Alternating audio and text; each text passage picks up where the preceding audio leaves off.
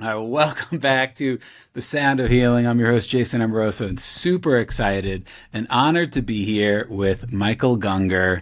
Michael, thank you so much for being here. Thanks for having me. I'm glad to be here.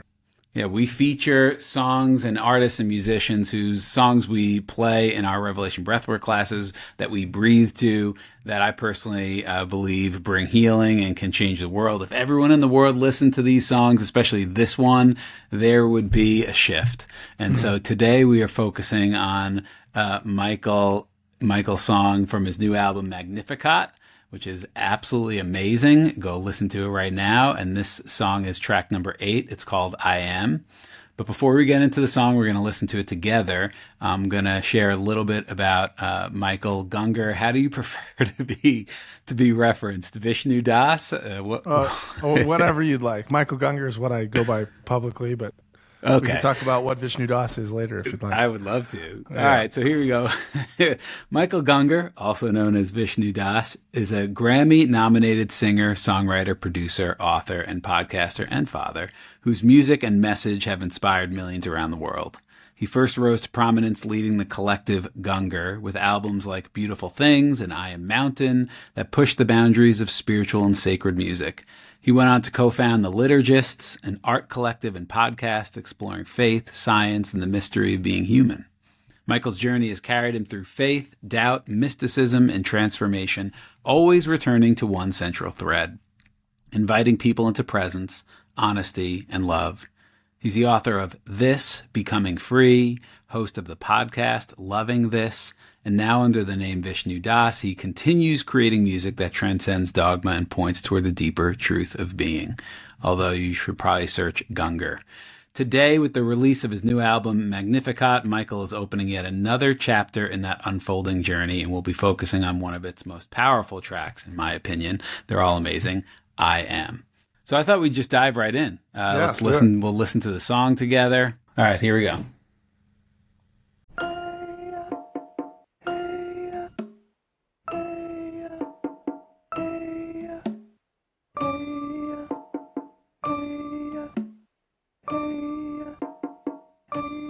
A moment of your time, my dear, to chat about the Christ. Oh my God, what is he talking about now? I know the subject's dodgy, but I doubt we got him right. Gotta agree there. Please hear me out. Maybe it all comes down to our beliefs, Amen, brother. but not about a God above, about identity. Just 1 second.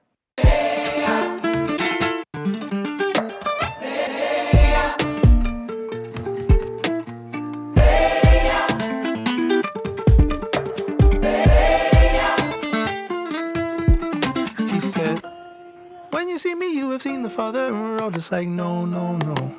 He said we could do greater things in him, but we're like, hold on, bro. The yes to he was, and he said, before Abraham was, I am. I'll say it again, before Abraham was. Where was his body? Where was his mind? Where were the idols? The churches and shrines? I am is the lesson. I am is the way. I am is the gospel. So everybody say.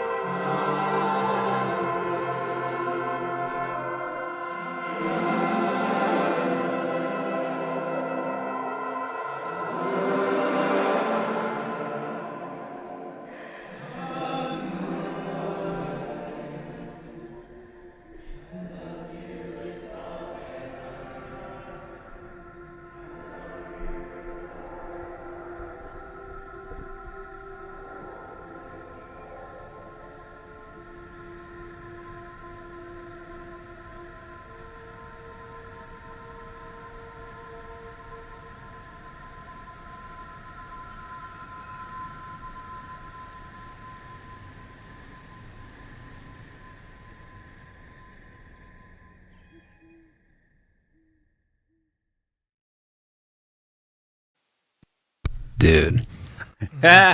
Oh my gosh. Thank you so much. That song is fucking awesome. Oh, thank you. Oh my gosh. Yeah. When I was listening to it just right now with you, I had this image. My wife and I went to Spain, not this past summer, the year before that, and we got to go to Sagrada Família in Barcelona. And sometimes when I'm in an epic cathedral or church like that, if I can put on my headphones and like immerse myself in the music in that sacred environment, for whatever reason, I was there with this song and the expansiveness of it, the scale of it. I don't know if you've ever been there, just the lights and the color. Yeah. So imagine like having your headphones immersed in that environment with your music. Yeah. So. Oh, thank you. What a beautiful compliment. I don't know what to call it, but yeah, I mean that building an honor to even have my music associated with it in your own heart and mind. Like, thank you. Yeah, let's dive in. Like, what was going? Magnificat is obviously the bigger piece, and for anyone who's listening, Michael's podcast, Loving This, right now is exploring and diving deep into each song, kind of like what we're gonna do a little bit here today. Although we're ahead of the game, so you haven't covered I Am yet. What was going on in your world when you decided to create the album and this song, emotionally, spiritually? How it came through? Would love to hear like the origins of this. Yeah, well, the album was at least 2 years in the making. So there's almost different chapters of life in the album in different places. A lot happened in the couple of years that it was being made. But it kind of it really took on its own flavor, and a lot of the songs actually changed pretty significantly starting this year, or like at the beginning of the year. We had the fires in LA, and at the same day that the fires started, I got Bell's palsy in my face, so half my face went paralyzed, went numb, and it was just a wild little season there. And so we kind of like got out of LA for a little while. I went to the woods by myself for a while, and got a little Airbnb and set up a studio. And it's in there that, like, with half my face paralyzed, that a lot of the songs really came together. And I think that's where this one, and it had several iterations and versions. And this song actually started probably 5 years ago, but it was really different back then. I might release a different version of it because I have some versions that are so different from this one that you could hardly even tell that it's the same song, that I still like. But there was something about the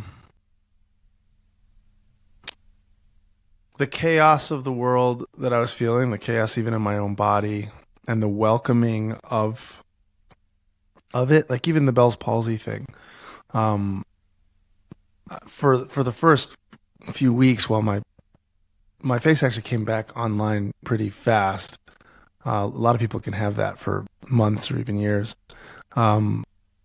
And I just would sit and lay in my bed, or just sit and just like touch every part of my face for hours. Would just like sit there and like notice I couldn't feel this side, but I could feel this side, and I would just touch it gently and like see if I could like slightly move it. And like every nerve ending that would come back, I could feel it when it would like start coming back, and it would be really emotional. Like I'd start crying. It was like kind of a welcome back, like my body welcoming itself back. And there's something about that image that really is part of kind of the whole thing of the record. It's really welcoming in everything into the heart of life, which I consider, I like words like sacred and holy, welcoming what you think of as not sacred, what you think of as ordinary, what you think of as taboo, what you think of as lost, right into the center of love. And so this album, it plays for me with all the aspects of life, and it's holding absurdity while it's holding like totally meaningless and meaningfulness and all these sort of paradoxes. And then, so this song in particular kind of brings in the faith that I was brought up in and with, and some of the language and ideas about Christ. And it brings it into this center of I am, this what is it to be? What is it to exist and to experience life? And I think the message that I grew up with was pretty upside down of even what Jesus was talking about. But it was bringing all that back into, okay, how about that too? That was something that felt like kind of disjointed and I had to leave for a while. But can that be brought into this center here too, where it's all just part of life? And are you open to, maybe you have explored this, the Bell's palsy and like why then the timing, like the emotional meaning, maybe. I think our body speaks to us in many different ways. Yeah. I'm sure my guess is you've explored that and like why then the album, the fires, like, are you open to sharing a little bit more about that? Yeah, sure, of course. I'm grateful that I really had I can tell you more like what I got from it than why it happened. Yeah, please. Which is that sense of, this might get a little out there or esoteric, but one thing, talking about Jesus in this song, there's like, I liked a lot of his teachings that were about, they're sort of about this welcoming home, like the prodigal son parable, this kid that leaves and squanders his inheritance and stuff, and then but the loving father like welcomes him back home with open arms without any thought about it. And there's the parable of the lost sheep where the shepherd leaves the 99 for the one, and there's the parable of the yeast going out into the dough, and that's Jesus like, that's what the kingdom of heaven is like. And there's this like welcoming, loving yes that I think sort of typifies what Christ energy is, if you will. And I could feel it in my body as my body came back online. Like whatever my body can recognize, I think what we call disease in a way is when the body doesn't really know what is it and what is not and how to interact with what it is and what it's not. Like, is that a virus? Is this, or at least like autoimmune stuff is like, sometimes it's like our body even attacks itself because it doesn't know that it's itself. And that's what it felt like in my face. Like my body has forgotten this has left my body somehow, this part of my face. And so the welcoming back into the body was a very spiritual experience for the body in a way to me. It was like a very, welcome back. And I think that happens, I kind of compared that to the mind. This is where it might get a little bit more esoteric, but or consciousness. And just like the diseases of the body are like when we don't really know what's us and what's not. I think the disease of the human mind is actually the same. It's we don't recognize that we're all the same consciousness. We don't recognize that we're all the same the same I am, the same being. And so we actually separate them from us, you from me, us from God, in this way that causes shame and fear and division and war and all the things that that ail us as a species. And I think we have kind of a disease of the mind in that way. And when we can have a renewing of the mind, if you will, to use some of my old language that I grew up with in the Christian world, transformed by the renewing of your mind or being born again, born into this realization that we're not actually separate in those ways that our minds like to paint ourselves as being like actually separate from each other. And And so when we can welcome back what we thought was the enemy, what we thought was the other, into that center of our being, there's no reason to fight wars. What a ridiculous idea. Like, why? It's as ridiculous as sitting here and poking my own eyeball over and over. It's like the most absurd idea. Why would we do anything but love each other and serve each other and synergize and create together? Like, that's what happens when you see that we're one. Like, truly, not from a philosophical idea, but like when you just like when you feel your body as it feels itself as one, it knows how to take care of itself. It knows how to heal. It doesn't try to harm itself when it sees, oh, this is us. This is us. Well, that experience is just infused into the album. It's, it's no wonder it is. I mean, and the message that you're talking about is true when Jesus, Yeshua, whatever name you want to call him by, walked the earth, as it is, especially right now, this recognition of the one. It makes me think about one of my favorite quotes from Gandhi is like, if you can't see God in the person right in front of you, don't waste your time looking anywhere else. It's right here. Right. So can we share a little bit about, can you talk a little bit more about the lyrics of this song and what inspired those and maybe what they mean? Because I think you can get as far out there, by the way, as you want. Like, our community is down for all of this, by the way.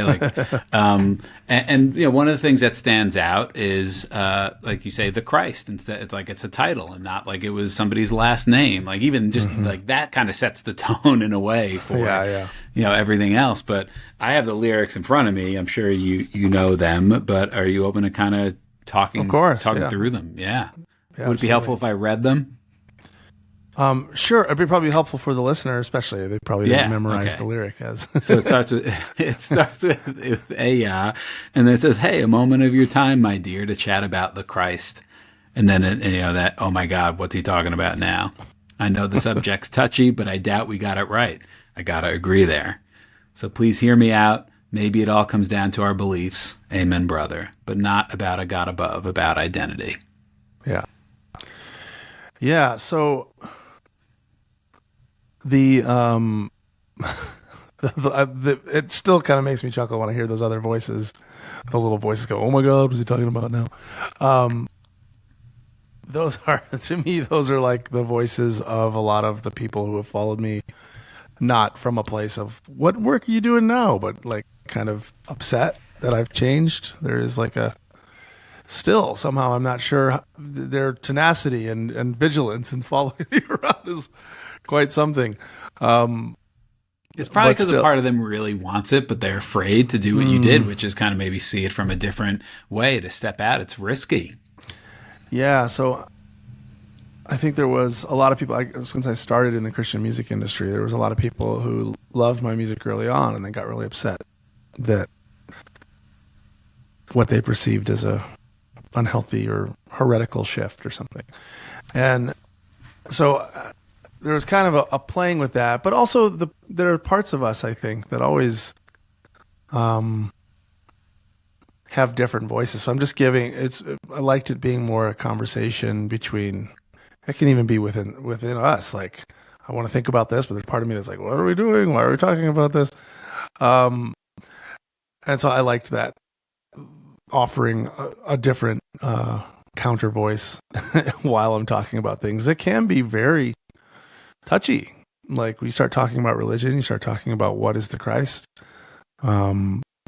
People get very upset. I mean, we've named our year is based on this guy. Like, right? Like, it's not whether you're a Christian or not. Like, we are in Christendom as a society.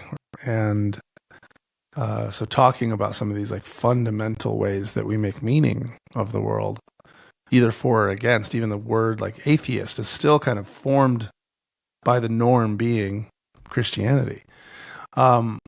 So acknowledging that tension, and trying to bring a smile. I think there's something if you're going to talk about that stuff and we can smile while we're talking about it, and then we can maybe have a better conversation about it. Rather than just jumping right into arguments and debates. But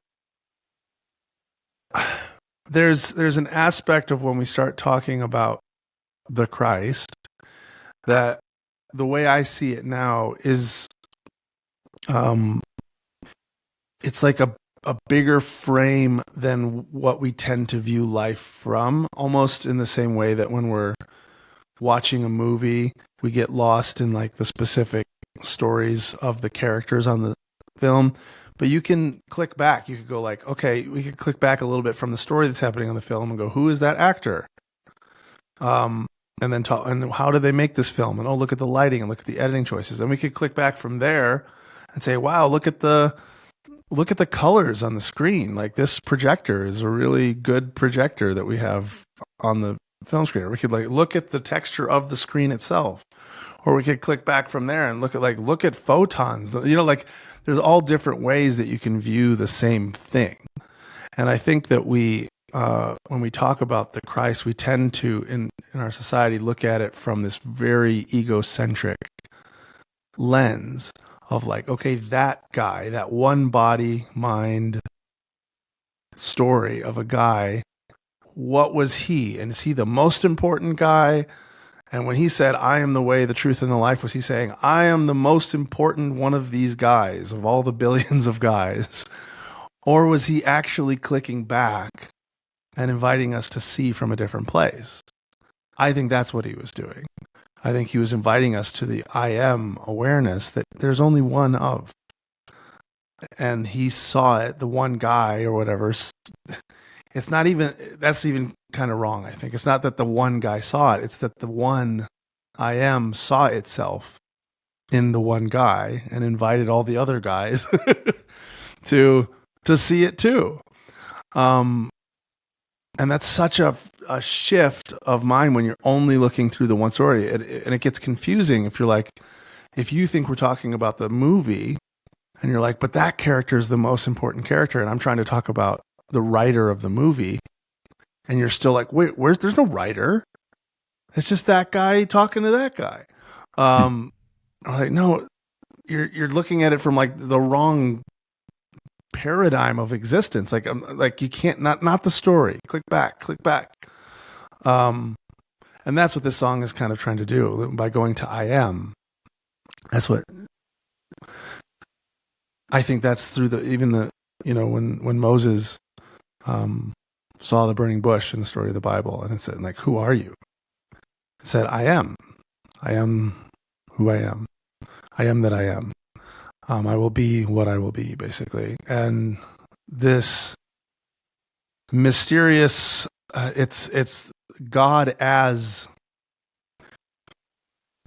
that which can't actually be spoken and can't actually be nouned, if you will, because it's too, as soon as you try to grab it, it's gone. It is all of this, but not as a noun, as the being, as the verbing, as the loving of all of it. God is actively love.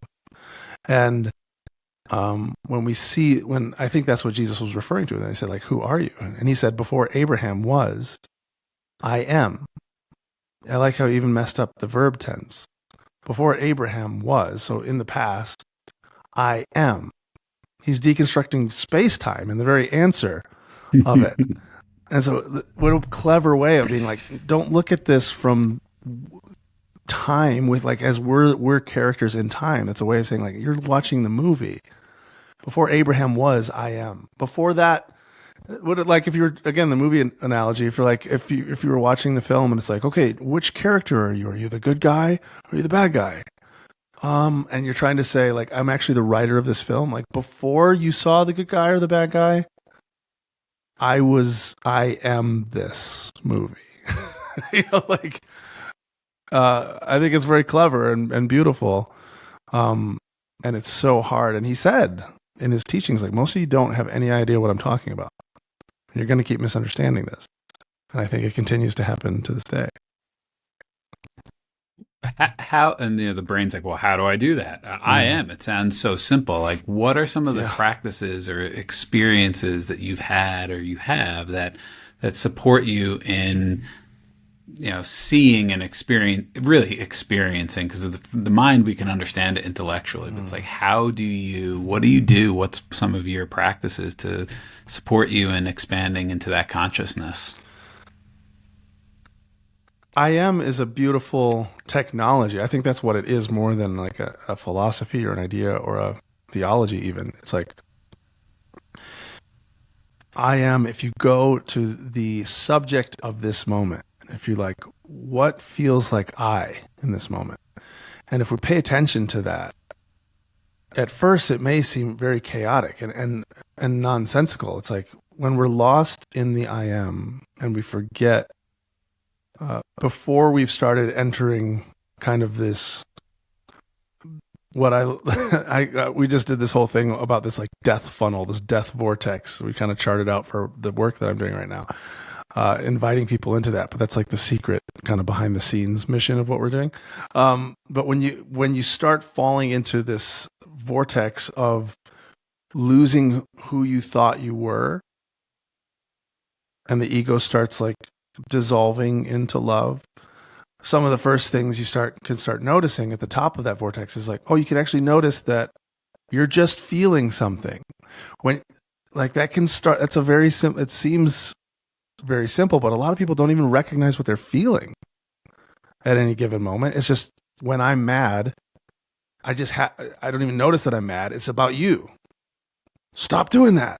Why are you making that face at me? Like, I don't even notice that I'm angry or that there's anger here. I just have projected that upon some actions about somebody else. Totally lost. I'm just being madness. Well, there's a little awareness that seeps in and go, oh, there's some anger here. Oh, and then that can, even more awareness can come in and be like, oh, I'm telling a story about this guy. And I'm projecting some past action, and maybe that's not even about now. I'm trying to project some sort of future or past of how things should be and why I should be treated a certain way and looked at a certain way. So I have these thoughts and these stories happening. So there's like now a little differentiation from the thoughts and the stories, and that can keep going where you actually completely notice this mind and this body that's happening. I've made a me out of it, as opposed to just noticing that there's stuff happening. And the noticing, and then there's like a noticing of awareness. So the more that you go to the I am, where is the I in this experience? At first it's like, who's the I that's being mad? Is it just the anger, or is there like awareness of that? And then who's the I in the awareness? And you go to it experientially. Where is the I? I am. You keep moving into I am, and eventually it just disappears. And there's just this. I think so I am is a technology that you can always be using. Are you familiar with the work of Dr. David Hawkins? Power versus Force. I've heard his name, I think, but I know. Yeah, he has a trilogy of books, Power versus Force, and the I and the letting go, the pathway of surrender. And a lot of what you're sharing, it shows up in the works of Dr. David Hawkins, A Course in Miracles, Way of Mastery. Other traditions, all over the place are saying the same thing. Yep. And it's so needed, and it's so fresh, and I'm so grateful that you're here. Just sharing this. And that's one of the experiences that I've had of Revelation Breathwork is doing this practice. I would say I'm a classic overthinker, probably like a lot of us, in my head a lot. And it helps me get out of my head into the body, or just into presence. And then when you play music, and especially music like your music and some other artists that, it has a vibration, a frequency in the lyrics and the music and the energy. It's just... To me, it was like, holy smokes, I'm experiencing God, but it's not like old man Santa Claus in the sky. It's like the allness of existence, and I'm one with it, and this is really cool. Yeah. This is what it's about. So, beautiful. I'm picking up what you're putting down, Michael, and even just want to share like a small anecdote. I was listening to your podcast in preparation for our time together, and I think it was Smokeless Fire that you were talking about, and just everything that you're saying now, like the present moment. And yesterday at dinner, where my kids are, getting their plates and coming to, it's just me and them and my mother.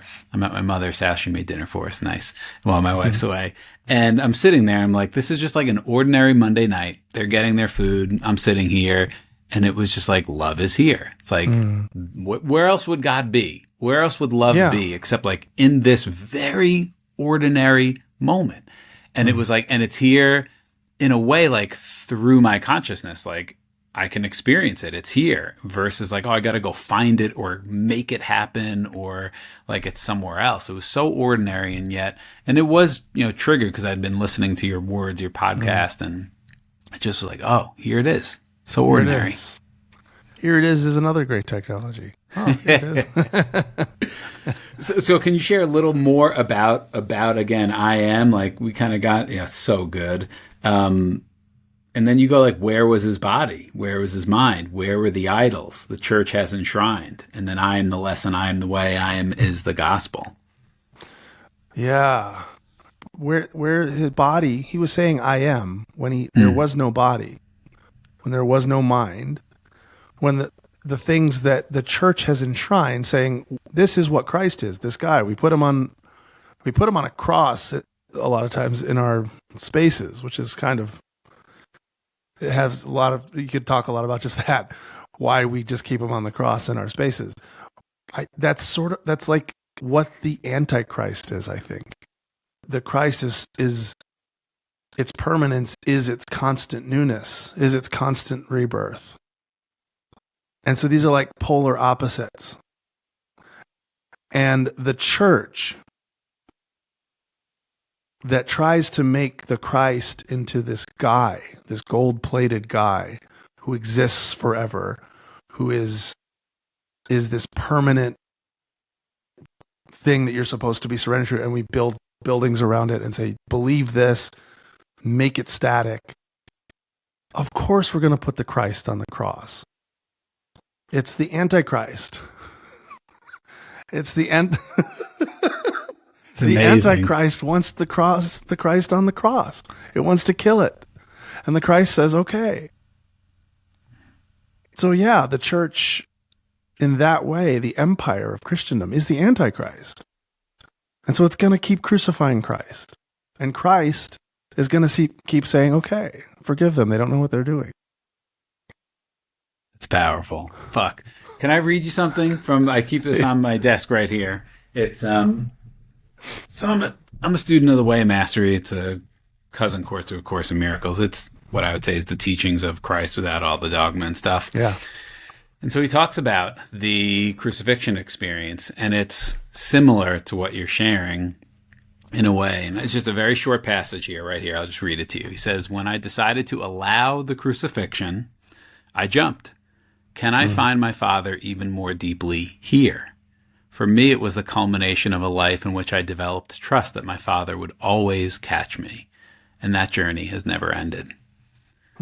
So I find that deeply, it's like, what else can I allow, not resist, not fight? And that is one of the teachings in the Way of Mastery is like, there was no like, it was like, all right, I'm not the body. Do what you want to the body. That's not me. And this is the good news that you're not your body. You are the I am. Yeah. And so it's just a reminder when I'm going through anything tough or challenging, it's like, oh, can I find love more deeply here?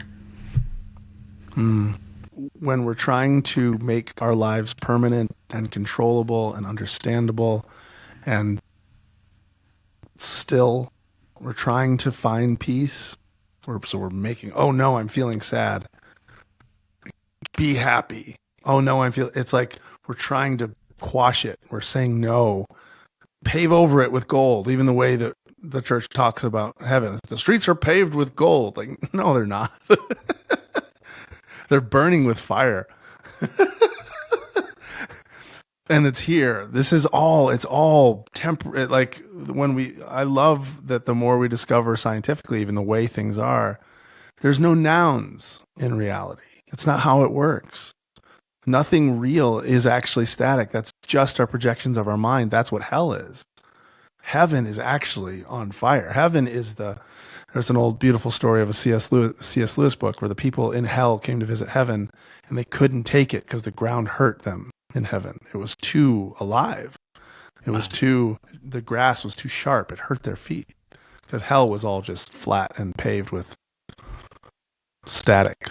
And that was something that you shared in that podcast I was listening to as well, which is like, yeah, what happens when the scientists look closer at something? Well, they have a name for it, right? It's a proton or electron. And then when they look closer, well, what causes the grass to grow? Well, it's the sun and photosynthesis. Well, what is that? And like, and you get to this place where you're like, I don't know. It's a mystery. But yet our brains and our egos and our intellect want to define and label and try and make all the unknown known so we feel safe. Yeah. And then really we don't want to feel, which is another gift of your music. And I would say of Revelation Breathwork, it's like permission to just feel. We don't even give ourselves the space to be like, what's happening here? Oh, let me get on to the next thing. Let me stay busy. Let me not feel. Let me drink. Let me do whatever I can to not just be here because it feels too big, maybe too painful.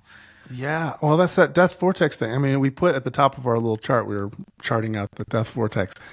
But feeling like what you're doing with breath by going, okay, when you're bringing up, like, what am I feeling? And you're breathing that intensely and listening to music or feeling things, you're inviting feeling, which means you're inviting life. You're inviting how it actually is. You're not just in your thoughts is where you can make it static. And your thoughts is where you can just be a separate static somebody. In the ecstatic breath and listening to music, there's no chance for you to just stick with one thing. Every breath is new. Every breath is inviting this alive energy, which by its nature is temporary. And you have to stay with that. You have to stay in the moment. You have to stay with what you actually are, which means what you thought you were is starting to die. So it's that, which is why I think we get resisted. Like, no, I can't sit there and just breathe because I'll start dying. Like we feel like, and it's because that's true. What you think you are will start dying. Because what you think you are, it's not what true. You think you are, isn't it? Like once Exactly. you think it's like, only dying in your mind, but it feels like it's really dying. You're talking about like the change, like all things in time are temporary, and like the changeless is the only thing that is real, and everything in this dimension, everything in time is temporary. What you're sharing, and it's like we want to grasp onto that thing, and it's just like the ultimate surrender and let go. And I think that's what. And I don't really know the Bible, I can't quote it all that stuff, but dying daily, that's what that means to me. Is like just continually that death process. And I think a lot of the healing, at least that's what healing modalities are for me and for our community. It's like, it takes courage to be willing to die daily. And yet there's something calling you home to like, there's freedom on the other side of this if you have the courage to just stay with it as it happens. Yeah. So where can we find more of you? Share with us this death vortex. Like, where can people get engaged in you and your world and your community? Yeah, it's funny because the death vortex is what is sort of like the overall mission of all my projects, and what I'm trying to get more strategic about is how they feed into each other, because sometimes there's tiers of the vortex.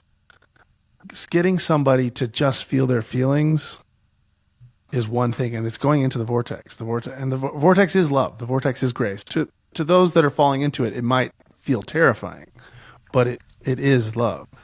But there are some aspects of my work, like I'm going to relaunch this podcast called the Liturgist Podcast that you mentioned at the beginning. That was a big podcast for a while, and then we took a break from it.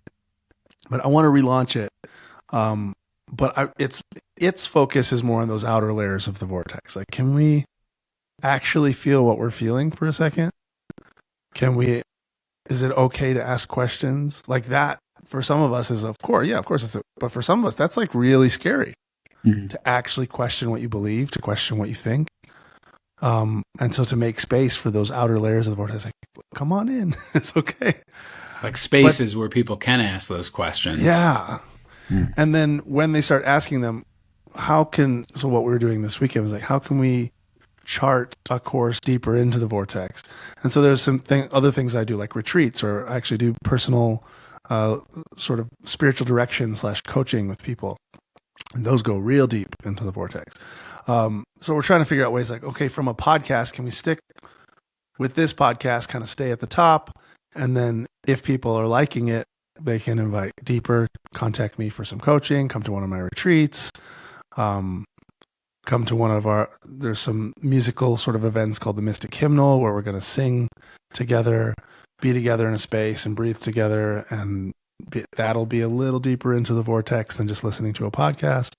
So right now I'm kind of charting out how all my different projects, but you can check out me, Michael Gungor, where Instagram or my website or the podcast or the music, any of them will be in the vortex in some way. And I'll let you know when you engage with them how you'd like to go deeper. It'll go deep. If you want to go all the way to the bottom. Ready to die, sign up for my I'm a Scorpio, so like that's like, yes, let's go into the depths of the shadow. That's where God is. Yeah. Oh my gosh. I now that you're sharing, like, I didn't realize the scope and kind of the breadth of your offerings, of your work. Now I know why it resonates, dude. We're like brothers from another mother, but from the same mother, father. I get it now. It makes a lot of sense. Yeah. Oh, man. I mean, there's so much more, but I want to... Do we have time for a quick Vishnu Das, or do we save that for like maybe a part 2? All right, let's hear Vishnu Das. I mean, Vishnu Das was while Michael Gungor was pretty deep in the vortex, but Michael Gungor's stories were still kind of clinging on in some emotional ways. Like, what is this Michael Gungor thing? So I was on a retreat with Ram Dass back in 2017, and just kind of he was talking about Richard Alpert, his given name, and how funny, like, this, even thinking about Richard Alpert is to him, and like what does that mean, and it doesn't even feel like him at all. And I was like, there's something that really resonates with me about that. And like when people say Michael Gungor, I think it's partly because it's not just my name. It was like sort of my brand and my business and there was just all this stuff around this name for me. When you say Michael Gungor, it didn't feel like what I know myself to be. It felt like this story that I kept having to like engage with. And he's like, well, what kind of name would you like? And I was like, what? I don't know. And so he kind of sat back and closed his eyes for a while. And then his eyes came open, and they're just beautiful. His eyes are just gorgeous. He's like, Vishnu Das. And he's like, he said, I've seen you. It sounds like you lived so much of your life just in your head. And he's like, I see you moving into your heart, trying to live in your heart too. And he's like, when you're in both, when you can just be completely in your mind and in your heart at the same time, that's Vishnu. And then we sank into this beautiful moment of presence together. But it was a gift to help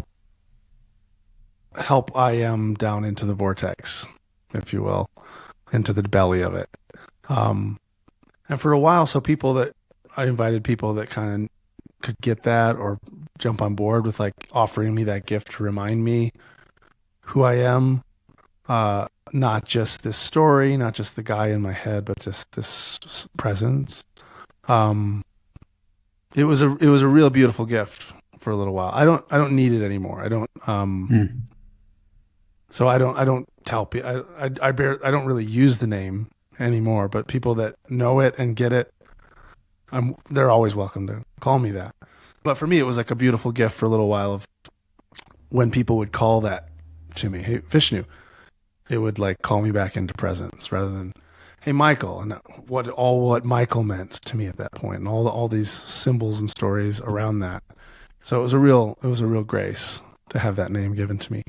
But again, right now, Michael, Vishnu, any words feel like words. So it's not me. I know it's not me. So I'm happy to be called. Well, you can call me Bozo the Clown. I don't care. Well, I love that you got to spend time with Ram Dass, such an amazing soul, spirit, and sounds like that gift served its purpose for what you needed it for, and now you're not, and then you're not attached to that. It's the clear non-attachment to like, oh yeah, it's more than any word. It's more than any idea. Yeah, that's powerful. Well, thank you so much. Just really appreciate you, just, your art, your courage to answer your art. I'm sure the journey, there's more to it, the ups and the downs and the trials and all the growth and everything and all the things. So excited to dive deeper into the world of Michael Gungor and check out your programs, and everybody go listen to Magnificat. I am all in, all the songs, the new podcast, loving this, and just get into the world of Michael. So thank you so much. Thank you so much. Thanks for having me. It was really fun talking to you.